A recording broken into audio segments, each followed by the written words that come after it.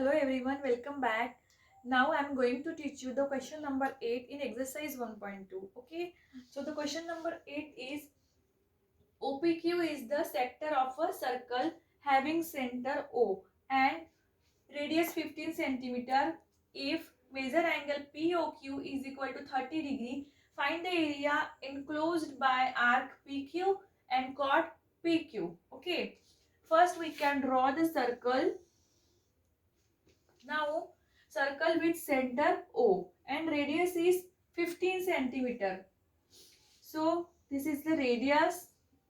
Okay. And measure angle POQ is 30 degree. So, this is POQ and this angle is 30 degree. Now, find the area enclosed by arc PQ. Okay.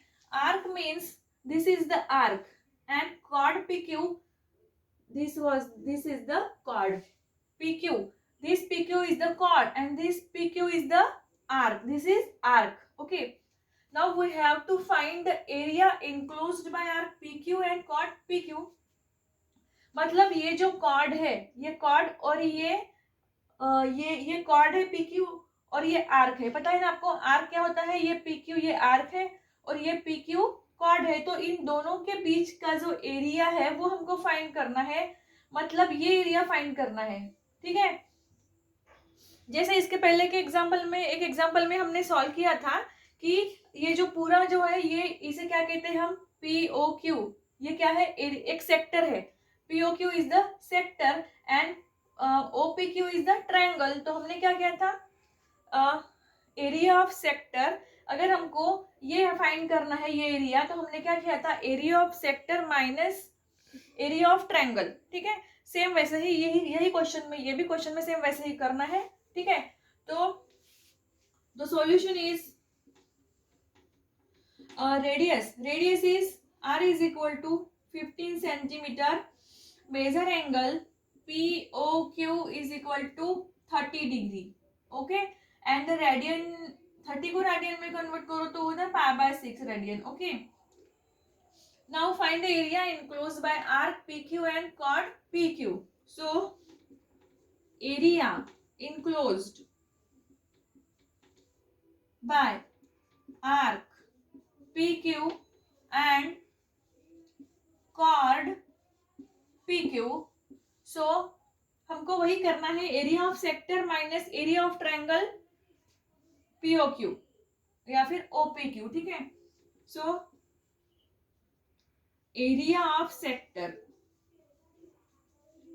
Minus area of triangle POQ या फिर OPQ. Area of triangle OPQ.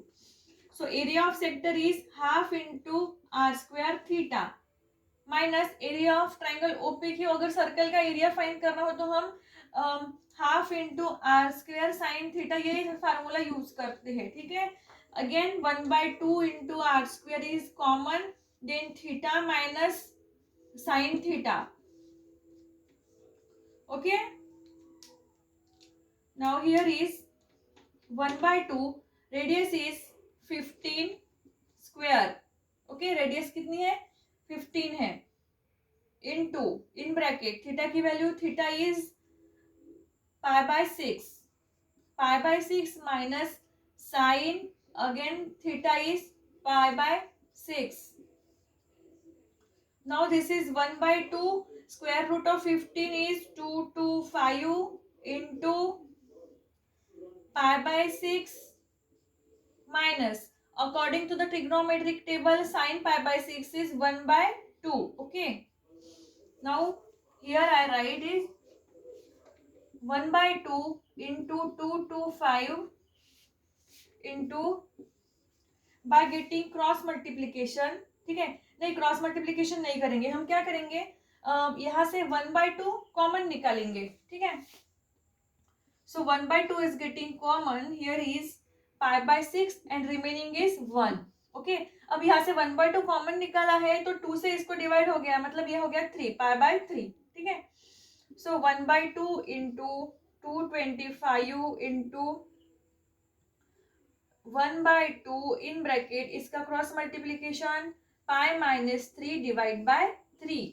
Okay, now this is 1/2, no, 2 into 2 4, so 2 to 5 divide by 4 in bracket pi minus 3 divide by 3, 3 1 za 3 and 3 75 za 225, so this is 75 by 4 in bracket pi minus 3. This is our final answer.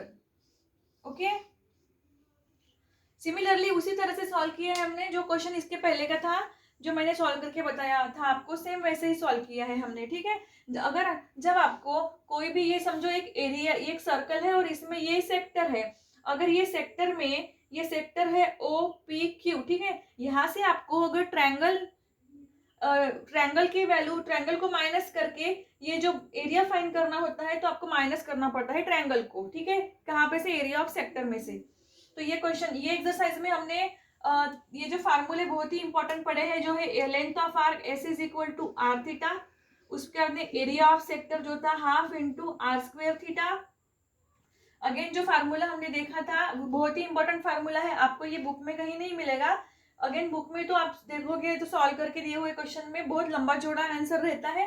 पहले इसकी height find करते हैं, then इसका ये area find करते हैं. मैंने आपको बहुत ही इजी और सिंपल तरीके से बताती हूँ कि आपको बहुत अच्छे से कैसे समझ में आए. और जो तीसरा फार्मूला है आर स्क्वायर साइन थीटा, ये 3 फार्मूले आपको याद रखना है. ठीक है, तो ये था question number 8. I hope you understand this question. अभी हम देखेंगे क्वेश्चन नंबर 9. हेलो, अभी हम देखेंगे question number 9. Question number 9 is the perimeter of a sector of a circle of area 25 square centimetre is 20 centimetre. अब देखो थोड़ा कंफ्यूजन होता है ये पूरे सेंटेंस में. The perimeter of a sector of a circle. ठीक है, मतलब ये perimeter of a sector of a circle of area 25 square centimetre, मतलब पेरीमीटर ऑफ सेक्टर नहीं है 25 स्क्वायर सेंटीमीटर. ये क्या है, ये है एरिया ऑफ सर्कल, और पेरीमीटर ऑफ अ सेक्टर ये है 20 सेंटीमीटर. ठीक है, इसलिए क्वेश्चन अच्छे से पढ़ लो. तो ये है सर्कल. ठीक है, इसमें ये है, ये रेडियस है. ठीक है, ये सर्कल है, और ये अपना ये है सेक्टर. ये पूरा क्या है, सेक्टर है. तो यहाँ पे फाइंड क्या करना है, एरिया ऑफ सेक्टर. तो ये एरिया ऑफ सेक्टर फाइंड करना है यहाँ पे हमको. ठीक है, तो एरिया ऑफ सर्कल दिया है और पेरीमीटर ऑफ सेक्टर दिया है. अब ये सेक्टर का पेरीमीटर मतलब क्या होता है, पेरीमीटर मतलब ये जो सेक्टर है ना, इसके जो तीनों साइड्स है, ये साइड और ये साइड, ये तीनों साइड को अगर हम प्लस करते हैं तो उसे कहते हैं पेरीमीटर ऑफ अ सेक्टर. ठीक है, सो सॉल्यूशन इज, देखो ये जो है area of circle, circle of area, देखो circle of area 25 by square centimetre, मतलब ये एरिया ऑफ सर्कल है. So area of circle is equal to 25 pi square centimetre है. ठीक है, और perimeter, perimeter of a sector दिया है 20 centimetre. Perimeter of a sector is 20 centimetre. ठीक है, तो फाइंड क्या करना है हमें, find the area of sector. तो सबसे पहले हम क्या करेंगे, जो एरिया ऑफ सर्कल है,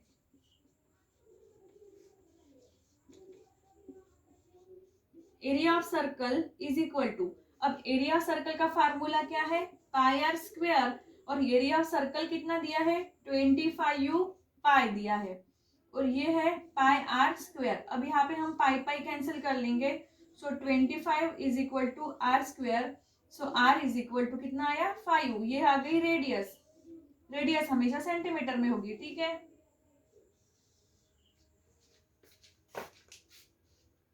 रेडियस हमेशा सेंटीमीटर में फाइंड करेंगे हम. अब क्या है, perimeter of a sector.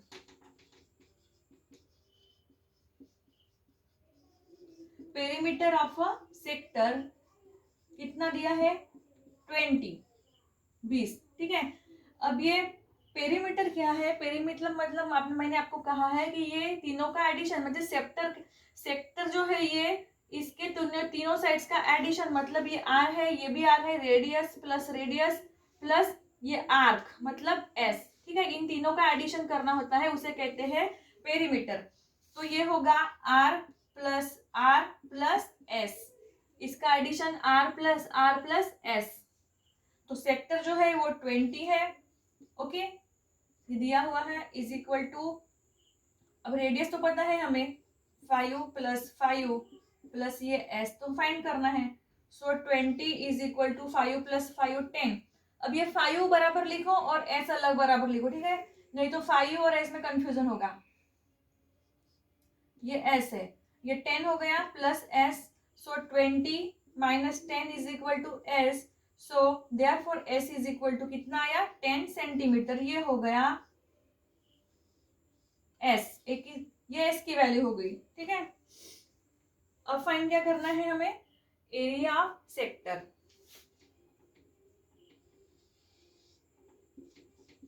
Area of sector, area of sector का फार्मूला है हमारे पास, जो है हाफ इंटू, मैंने आपको कहा था कि जब आर्क और सेक्टर का जब रिलेशन होता है तो उसमें हम आर एस भी यूज कर सकते हैं, हाफ इंटू आर एस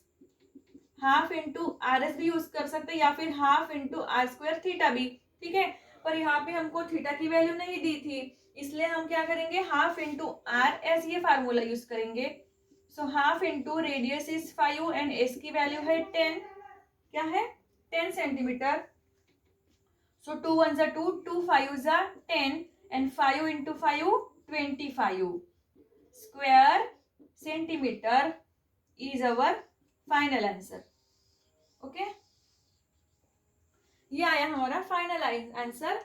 तो आपको समझ में आया ये क्वेश्चन कैसे सॉल्व किया हमने? एरिया ऑफ सर्कल दिया है यहाँ पर, सर्कल ऑफ एरिया उल्टा दिया है, आपको समझना है क्वेश्चन। सर्कल ऑफ एरिया, ये एक वर्ड हो गया, सर्कल ऑफ एरिया, ठीक है। और पेरीमीटर ऑफ अ सेक्टर, ये इज 20, ये एक हो गया सेंटेंस। ये पेरीमीटर 20 है और area of circle 25 pi square centimetre है। सो एरिया ऑफ सर्कल लिख लिया हमने 25 पाई स्क्वायर और एरिया ऑफ सेक्टर 20। तो यहाँ पे एरिया ऑफ सर्कल का फार्मूला लिखा है पाई आर स्क्वायर, और एरिया ऑफ सर्कल कितना दिया था? 25 पाई इज इक्वल टू, अब यहाँ पे राइट हैंड साइड और लेफ्ट हैंड साइड में पाई कैंसिल किए तो 25 is equal to r square हुआ, therefore r is equal to क्या आया? 5। उसके बाद में पेरीमीटर ऑफ सेक्टर जो होता है वो होता है सेक्टर के तीनों साइड्स का एडिशन, रेडियस प्लस एस। तो ये आर प्लस आर, या फिर उसको आप ऐसे ट्वाइस आर प्लस एस भी लिख सकते हो, आर प्लस एस। ये रेडियस की वैल्यू थी 5 अभी हमने फाइंड की, देन एस, तो ये आ गया एस इज इक्वल टू 10। उसके बाद में हमने एरिया ऑफ सेक्टर में सभी वैल्यू सब्स्टिट्यूट की, तो यहाँ पे हमको 25 स्क्वायर सेंटीमीटर आंसर मिला, ठीक है।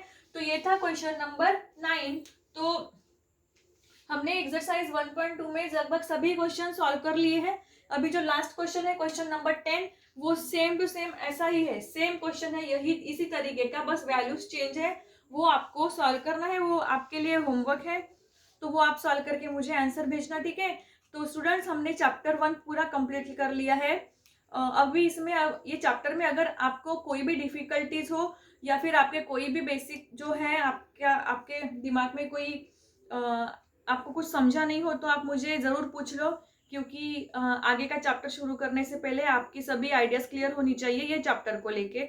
अगर ये चैप्टर का आपको सभी समझ में आ गया हो तो हम नेक्स्ट चैप्टर शुरू करेंगे, ठीक है। तो कल स्टार्ट करेंगे हम नेक्स्ट चैप्टर 2 है, जो है ट्रिग्नोमेट्री 1, ठीक है। सो अभी के लिए बस इतना ही, और ये इसका होमवर्क है क्वेश्चन नंबर 10, वो आपको सॉल्व करके भेजना है मुझे अभी। बाकी हम कल से नेक्स्ट चैप्टर शुरू करेंगे, ठीक है। सो अभी के लिए बस इतना ही। Thank you so much and good night.